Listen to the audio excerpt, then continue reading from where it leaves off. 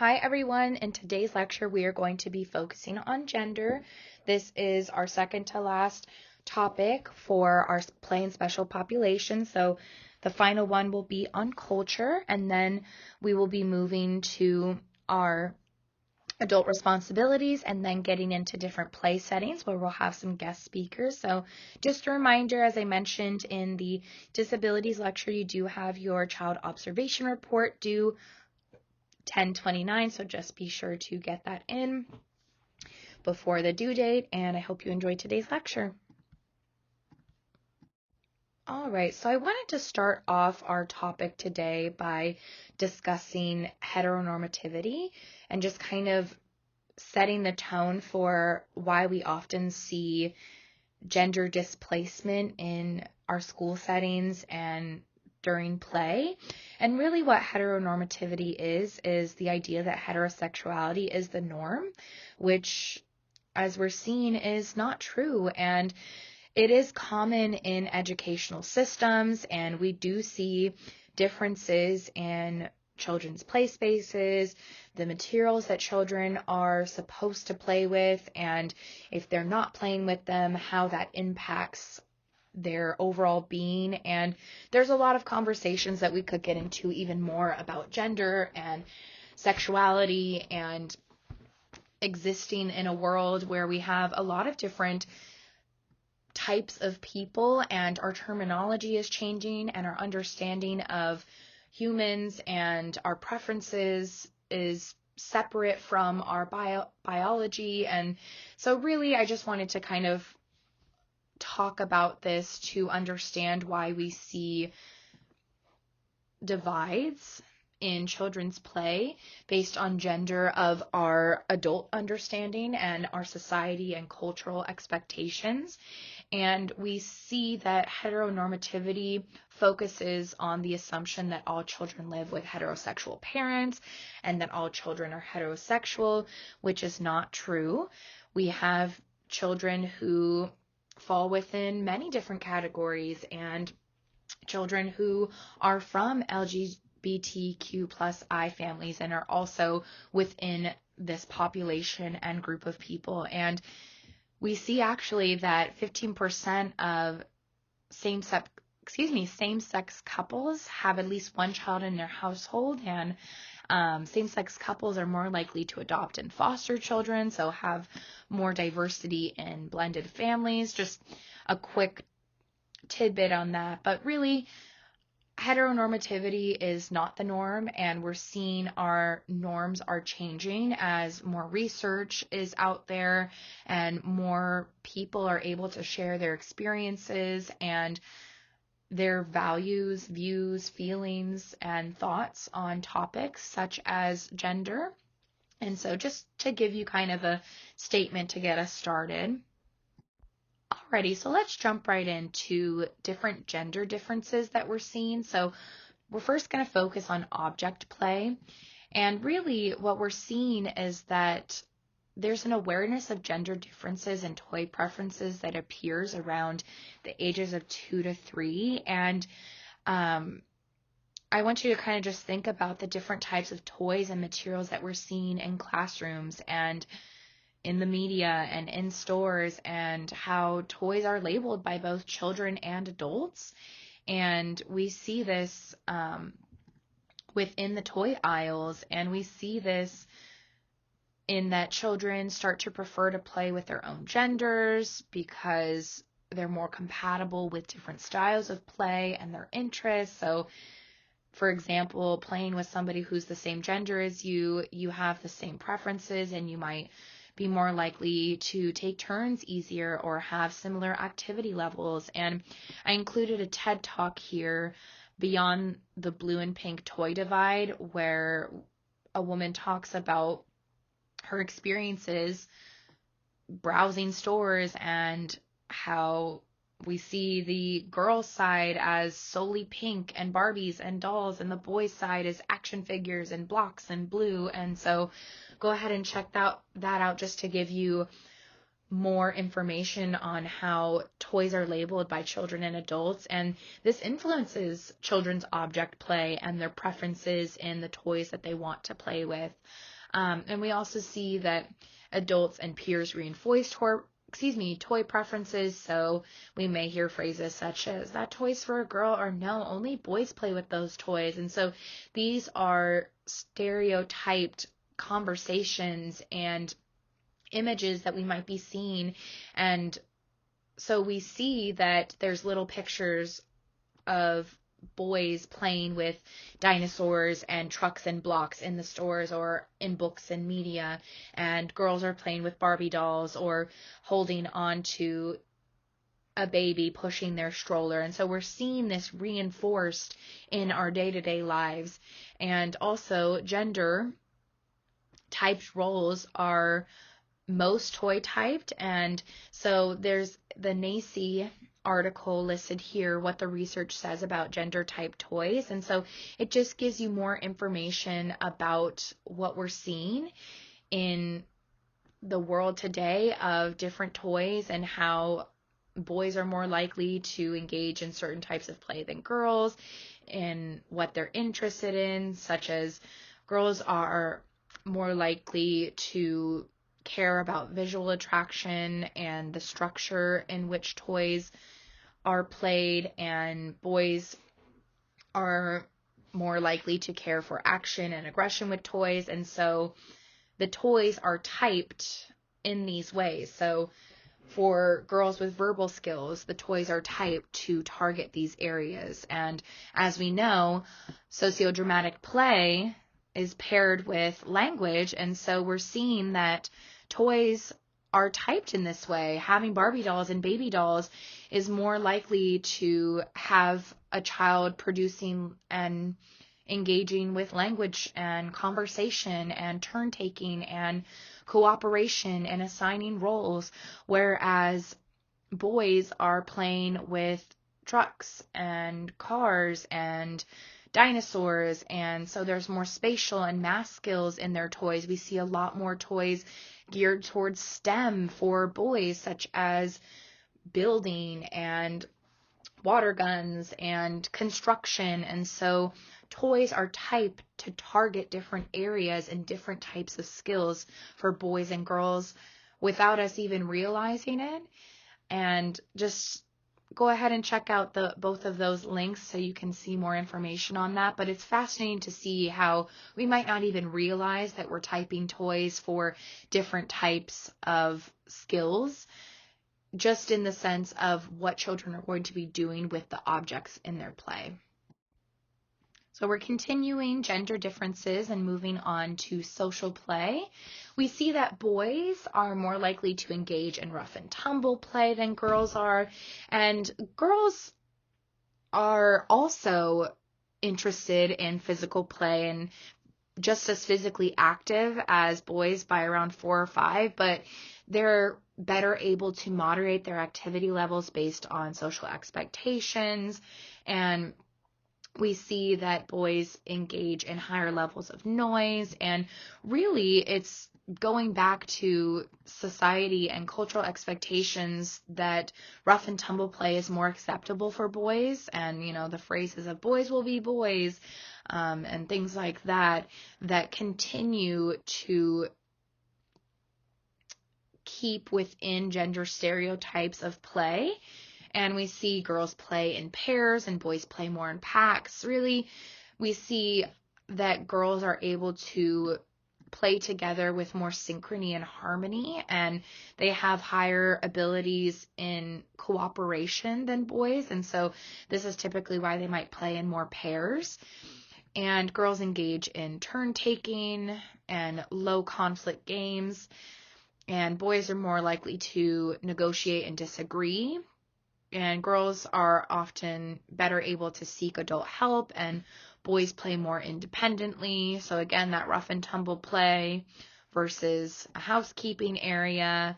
But again, we want to go beyond what we're seeing in trends and what's typical. And allow girls to join in on the sword fight outside with the boys and help them to insert themselves into the play group that they wouldn't typically gravitate towards because they're afraid of being shut down or told they can't play because they're a girl or because they're a boy. So just because a boy wants to come over and play in the dress up area and it's a bunch of girls over there doesn't mean that they can't just because they're a boy. It means that we can find another dress up material for them to join in and figure out how they can engage in turn taking and be more helpful in this play scenario. And if a girl is wanting to go engage in rough and tumble play, we can give everybody the same spiel like we kind of watched in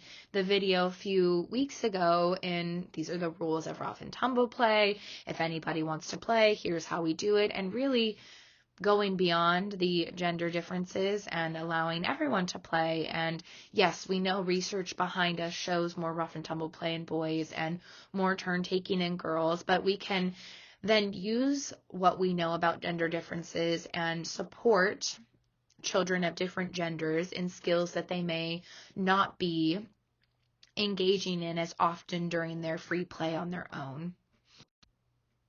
So our last one for gender differences is focused on symbolic play. And I touched on this a little bit, but really we're seeing in symbolic play that girls can use less realistic props in structured and fantasy play. So they're able to pretend that a block is a car or a blanket for their baby doll. So the baby doll could be sitting on the block to drive, and they're set a small block on the baby doll as a blanket. And girls are usually choosing domestic or family roles, so they're playing house or dress up, and they're more focused on structured goals or scripts in their play. So they're assigning roles and focusing on the development of setting up the playhouse and creating the tea party and who's going to be going and pouring the tea, who's making the cake, who's going to be serving all of the guests, who's going to be writing up the invitation letters. So there's a lot more roles and scripts in what girls are going to be doing in their play and choosing specific types of play focused more on domestic housekeeping, cleaning, cooking, those kind of things. Whereas boys are choosing more action-oriented or high drama roles. So we see a lot more action figures and superheroes and more dramatic play outdoors and more constructive themes like transportation and weapon play and building. And boys are often trying to avoid being girl-like in their play because of influences from society and cultures. And so they're more likely to engage in weapon play and avoid going over to the housekeeping area.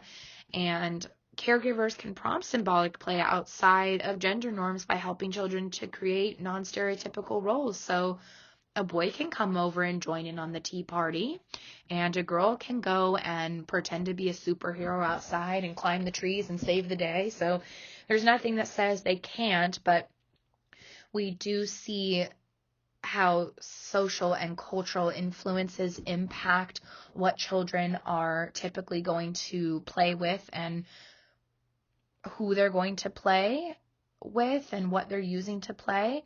Same goes for gender differences in the object play. So the types of objects that we provide to children may be limiting in the types of play that they're going to use them for. So if I'm only giving children who are boys trucks and cars and dinosaurs, and I'm not allowing them to go over to the dress-up area and put on a tutu or bake cupcakes or pretend that they're using a magic wand to poof to another planet, I'm limiting their opportunities simply by the materials that I've provided to them. Same goes with girls, or just in general thinking about how object play and symbolic play are connected and what children might be doing with materials and how our role of the adult and society and culture influences children's play. Okay, so teachers and gender play. I did kind of talk about this a little bit throughout, but just to reiterate what I was saying, we see how teachers encourage children to engage in gender typical behaviors as well as gender typical play with gender typical toys, especially boys, and also in the environment. So the patterns and color palettes that we portray and the media that we allow children to watch. And some evidence has shown that children are more accepted by peers when they engage in gender typical behavior. And so, really, just kind of thinking beyond those gender typical behaviors and the norms and allowing children to play in any area that sparks their interest and not having gender typical play spaces. We're just having play spaces. And I'm going to talk about that a little bit more on the next slide. Okay, here we go. So the next slide, supporting gender neutral play. So this is kind of what I was getting into, is really just our goal as a teacher and educator is to recognize and understand that there are social and cultural biases around gender and think about what skills children learn by playing with different toys and different objects and giving children opportunities to play with everything, inviting everybody to come and read during circle time or have play materials out so children can construct and build and use materials in open-ended ways. So having open-ended materials is going to benefit children and limit gender stereotypical norms of play. And I want you to think back to when we discussed Legos as one of, the building blocks for open-ended play and how blocks and Legos allow for language development, creative thinking, collaboration, and really getting back to a notion of play materials in the sense that basic is better. The more open-ended materials we have, the less gender typed and extravagant materials, the more use children can use, the more use they can have in their materials. So giving them a variety of different open-ended materials, they can do whatever they want with them. And the possibilities are endless. And I also want you to kind of think about how we discussed STEM or STEAM or STREAM, so science, technology, engineering, and math. And how do we go beyond gender norms for children in this type of thinking? And I've included a link here. Again, you'll have to click to the left, click hyperlink, and click open.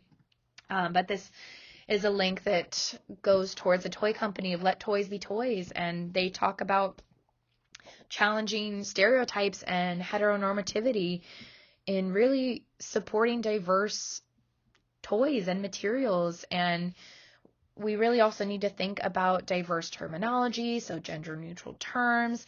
And a big one that I have is simply just by calling children by their given names or the name that they would prefer to be called.